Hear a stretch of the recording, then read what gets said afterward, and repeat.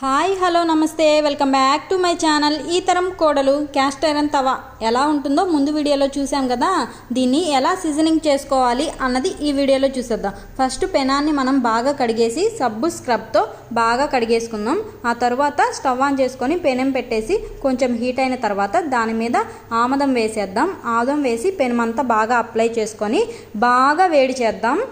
Medium ఫ్లేమ్లో కానీ సిమ్లో కానీ పెట్టేసి బాగా వేడి చేస్తాం. ఒక 10 మినిట్స్ పైనే బాగా పెనం కాలాలి. ఇలా పెనం బాగా కాలిన తర్వాత మనకి స్మెల్ వస్తుంది.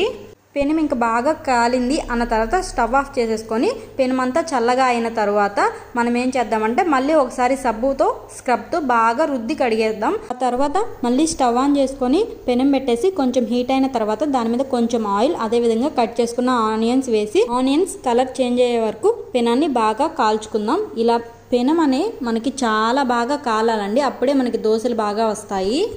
ఆనియన్స్ అన్నీ ఒక ప్లేట్లోకి తీసేసుకుందాం.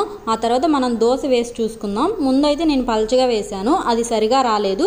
ఆ తర్వాత ఇంకో చిన్న దోశ కొంచెం మందంగా వేశాను, అది కొంచెం పర్లా బాగానే వచ్చింది. ఈ దోశలు అయితే మనం తినకూడదండి, ఫస్ట్ వేసాం కదా. ఆ తర్వాత పెనం చల్లకైన తర్వాత ఒకసారి బాగా స్క్రబ్ చేసేసుకొని నెక్స్ట్ నుంచి మనం మామూలు దోశ పెనం ఎలా వాడుకుంటామో అలా వాడుకోవచ్చు. ఈ వీడియో మీకు నచ్చినట్టయితే please like, share and subscribe to my channel. Subscribe చేసుకోవడం మాత్రం మర్చిపోకండి.